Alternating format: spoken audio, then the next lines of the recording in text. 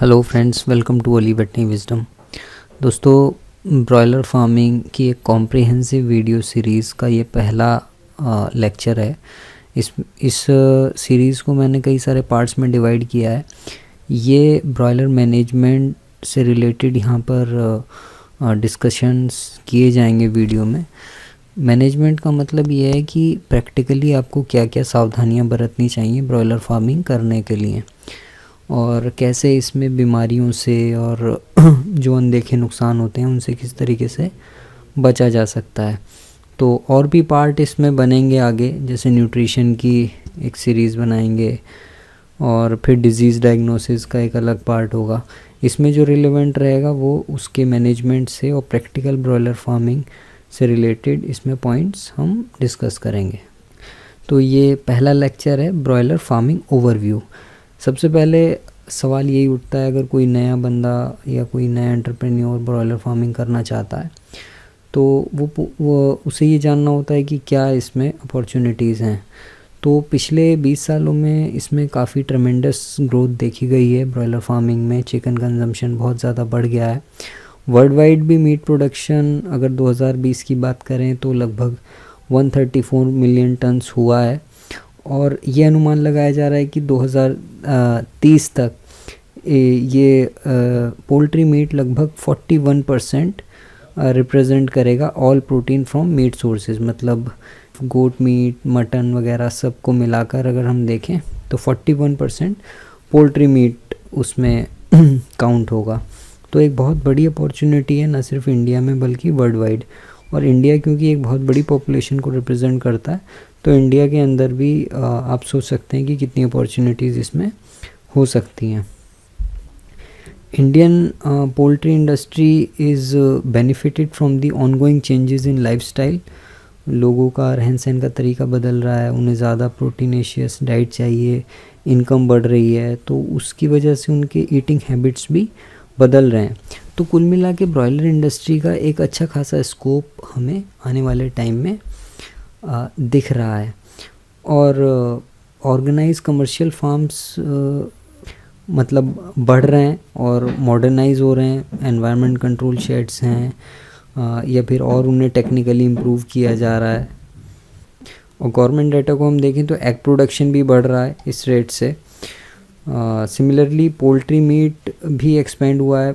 अगर 17-18 की बात करें तो 3.7 मिलियन टन प्रोडक्शन हुआ था। उसके बाद मतलब 18-19 में ये 4.1 हो गया है, और 19-20 में ये 4.3 मिलियन टन हो गया। तो कितनी तेज़ी से बढ़ रहा है, लगभग 0.6 मिलियन टन का इंक्रीज़ हुआ है सिर्फ 2 से 3 साल में। तो एक बहुत बड़ा मतलब अपॉर्चुनिटी, एक बहुत बड़ा सेक्टर हमारे सामने खुला हुआ है, जो भी लोग इसमें आना चाहते हैं। तो 2023 तक अगर हम इसे देखें तो इंडिया में ये टोटल जो पोल्ट्री मीट का प्रोडक्शन और कंजम्पशन होगा वो 6.2 मिलियन टन तक पहुंच जाएगा। लेकिन ऐसा नहीं है कि कंट्री में जो पोल्ट्री सेक्टर की ग्रोथ हो रही है उसके सामने कोई चैलेंज नहीं है और सब कुछ बहुत अच्छा हो रहा है। फीड प्राइसेस एक बहुत बड़ा मतलब चैलेंज है इंडस्ट्री के सामने, फार्मर्स के सामने, फीड मिलर्स के सामने। और फीड कॉस्ट लगातार बढ़ती जा रही है। हमने कभी मतलब 10 या 11 साल से मैं भी पोल्ट्री में हूँ, और उससे पहले भी जो लोग हैं और पुराने एक्सपीरियंस लोग हैं उन्होंने कभी नहीं देखा है कि इतने ज़्यादा सोयाबीन के प्राइसेस हाई हुए हों। और क्योंकि ये डिमांड सप्लाई का सारा गेम होता है कि तो उस हिसाब से, और जो प्रोडक्शन होता है जैसे सोया या मक्का का प्रोडक्शन है वो सीज़नल होता है। तो जब सीज़न में वो अवेलेबल होती है तो उस टाइम तो सस्ती मिलती है, लेकिन जैसे ही सीज़न ख़त्म होता है तुरंत वो चीज़ें महंगी हो जाती हैं। जैसे हमने अभी भी मतलब देखा है कि सोयाबीन सितंबर तक लगभग 100 रुपये केजी बिक रहा था सोया डीओसी, और जैसे ही ये हार्वेस्टिंग शुरू हुई तो उसके रेट 40 रुपये तक आ गए। लेकिन अब दोबारा से वो 60 और 70 के बीच में पहुंच गए हैं, तो लोगों ने स्टॉकिंग कर ली। तो ये भी देखने की यहाँ पर बात है कि अगर आपके पास कैपिटल है, आप पूंजी निवेश कर सकते हैं, तो आप उसमें अच्छा कमा सकते हैं। अदरवाइज़ अगर आप बैच टू बैच फीड ख़रीदते हैं तो वो तो फिर जो होल्डर्स हैं, जो स्टॉकिस्ट हैं, उनके हाथ में ये बागडोर रहेगी। मतलब जो प्रॉफिट का एक मेजर हिस्सा है वो उन्हीं लोगों को चला जाएगा जिन्होंने कैपिटल उस टाइम उसमें इन्वेस्ट कर दी होगी। तो ये भी एक बड़ा चैलेंज है, लेकिन फिर भी चीज़ें बहुत तेज़ी से ग्रो कर रही हैं, बहुत अच्छा पोटेंशियल है इसमें। और इंडिया जो कि कंट्री मतलब है, इसमें 70% जो पॉपुलेशन है ये हमारी नॉन वेजिटेरियन है। और नॉन वेजिटेरियन का मतलब पोल्ट्री मीट ही ज़्यादातर उसमें खाया जाता है। तो ये जो आंकड़ा है 70% जो पॉपुलेशन है नॉनवेज होने का, ये हमारा एक तो पोल्ट्री मीट कंजम्पशन प्रोडक्शन से भी इसे जस्टिफाई किया जाता है, और ये वैसे भी रिलायबल डाटा है जो कि पब्लिश हो चुका है न्यूज़पेपर्स में और अलग अलग जगहों पर। सो इस पोटेंशियल को टैप करने के लिए इंडस्ट्री के पास सारी सुविधाएं हैं, लेकिन एक मार्केट वॉलेटिलिटी, एक जो मार्केट के इश्यूज़ हैं उन्हें थोड़ा सा अगर ठीक कर लिया जाए तो 2030 तक हम काफ़ी अच्छा मतलब इंडस्ट्री प्रोग्रेस करने वाली है। जैसे फीड की रिक्वायरमेंट है या वैक्सीन की सप्लाई है, इन्वेस्टमेंट है, इन सब चीज़ों को अगर देखा जाए तो वो काफ़ी अच्छे से अब लोग उसे मैनेज करना सीख गए हैं जो इसमें हैं।